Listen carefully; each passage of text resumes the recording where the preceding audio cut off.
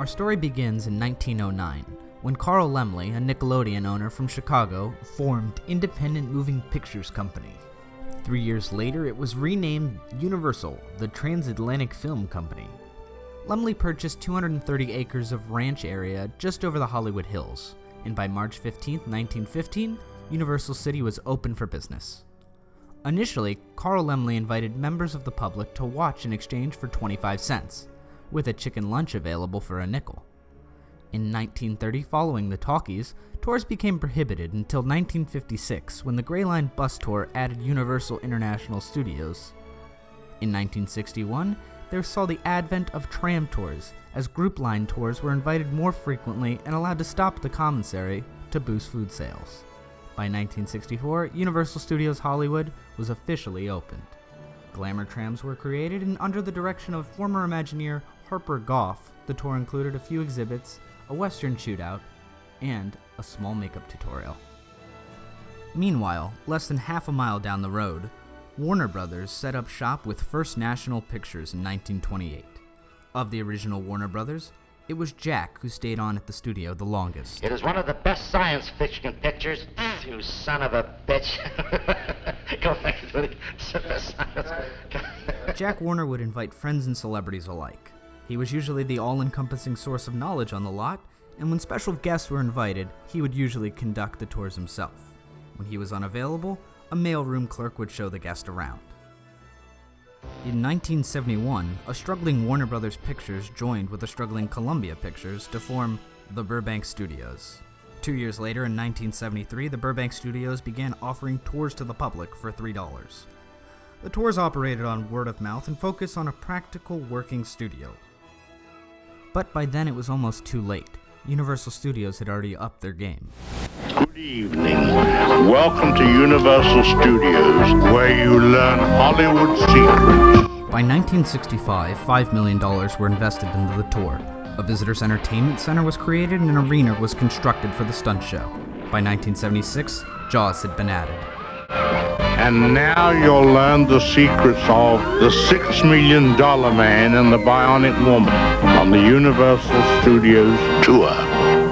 Throughout the 70s and 80s, Universal added several new shows and a myriad of photo opportunities, including more costume characters that guests could interact with. This came in conjunction with the tram tour focusing more on experiences like falling boulders and a flash flood. By 1989, Sony purchased Columbia Pictures from the Coca-Cola Company, and Warner Brothers purchased the MGM lot, which it in turn sold to Sony and regained control of its own lot, which it used to continue public tours, adding newly modeled trams. But by this time, the Walt Disney Company was now ready to get into the tour game. It opened Disney MGM Studios, now Disney Hollywood Studios, on May 1st, 1989. I don't think anybody else has the resources to attack quality the way we do. What's exciting thing is that we really have a full working production facility. Opening day featured the Studio Backlot Tour, which showcased a prop warehouse, a flash flood special effects exhibition called Catastrophe Canyon, a boneyard exhibit where they showcased vehicles of past productions, and more. However, other than the animation studio, the lot only served as a studio for a limited number of productions. The tram eventually finds its way through every phase of film production. On March 22, 1975, the Disney property welcomed a new outdoor mall called Lake Buena Vista Shopping Village. After 2 years, the mall was renamed Walt Disney World Village. This remained for 5 years until Michael Eisner became CEO of the Walt Disney Company in 1984. He began to try and expand the appeal of the brand by offering more adult-oriented entertainment. And by May 1st of 1989, it was time for a whole new year. Come celebrate New Year's Eve tonight and every night on Pleasure Island. An entire island featuring 6 nightclubs and a variety of entertainment, from music and dancing to stage shows and comedy. And every night is a once-in-a-lifetime New Year's Eve celebration that spills out onto the streets. Make a night of it on Pleasure Island, near the Disney Village.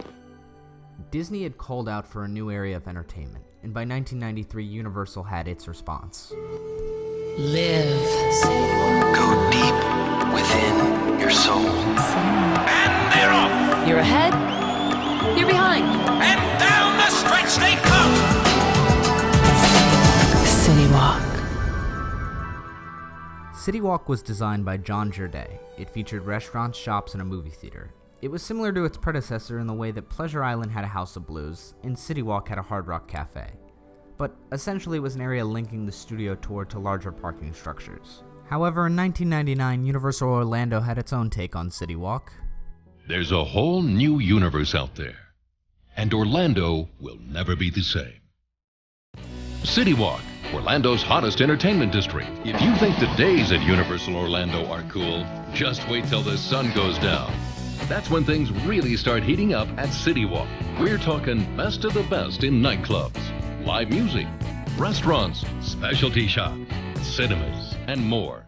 The larger area featured a lagoon with boats that could take you to the resorts, a much wider selection of food and shopping options, and of course, more clubs than the Hollywood counterpart could offer. Universal Osaka received a similar treatment, with City Walk opening in 2001.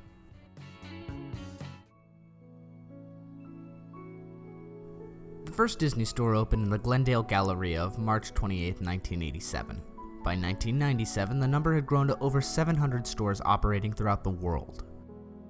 Again, Disney let out a call, and it was time for someone to answer. This time, it would be Warner Brothers. Wow, Daffy Duck! You're the greatest! Thanks. Take a check. Sure, Daffy. Just need some ID. Are you serious? How many big cartoon stars come into this store? Checks are a pain. In 1991, Warner Brothers began operating the WB Studio Store, a retail store which expanded to 130 worldwide. 1994 was our best year yet, with 100 stores now operating in the U.S. Our international growth kept pace, with 4 new store openings in the United Kingdom, and our first on the European continent, in Berlin, Germany. The studio stores received massive success at this time, opening a flagship store in New York City. The store is going to play a very big part in the success of Trump Plaza, so we're really happy with it. It's going to be a tremendous success. With another flagship store in London.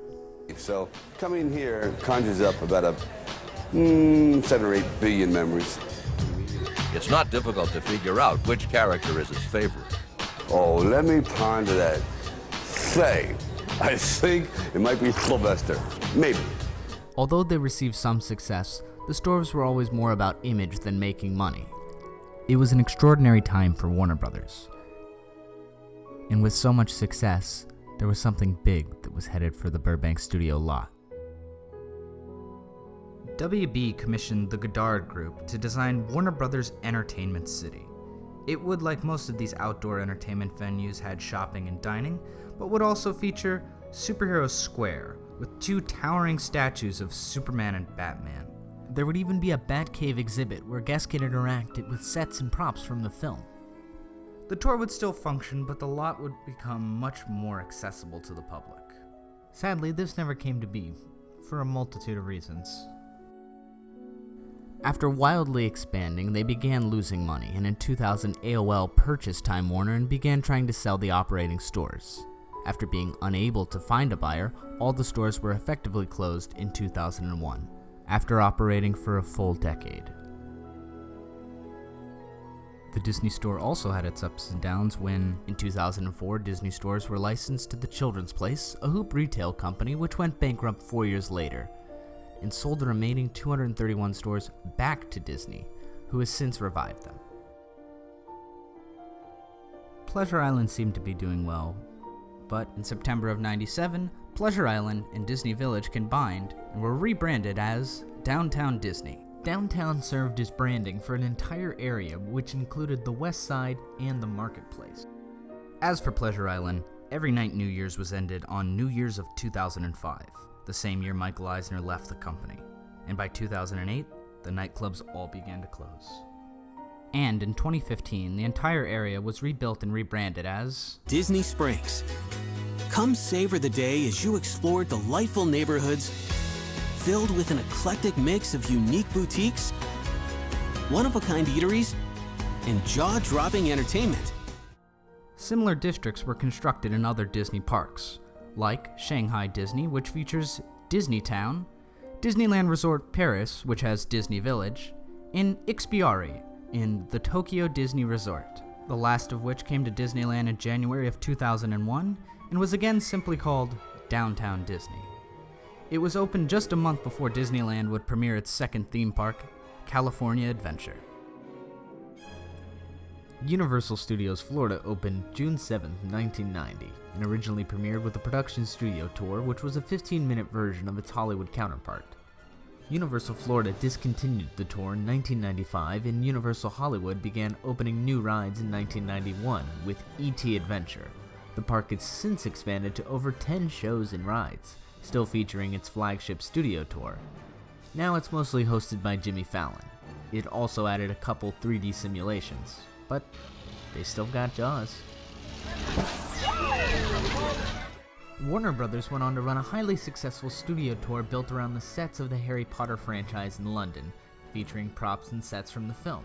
In Burbank, the studio tour has also expanded. In 2015, it added Stage 48, Script to Screen, a museum and interactive experience with the set of Central Perk where guests can film a scene from Friends, other guest experiences, photo opportunities, and a store that's reminiscent of WB Studio stores. It also features a fully functioning Central Perk cafe. All of this will have to do for now, as the water tower remains the only looming figure over the studio lot. Do you know me? I'm an important Warner Brothers star, but I'm not always recognized. Watch it, Buster! That's why I wear this, my Warner Brothers t-shirt. With it, people see me for the star I am. Good morning, Mr. Duck. I have your autograph, Mr. Duck. Yeah, that's all, folks.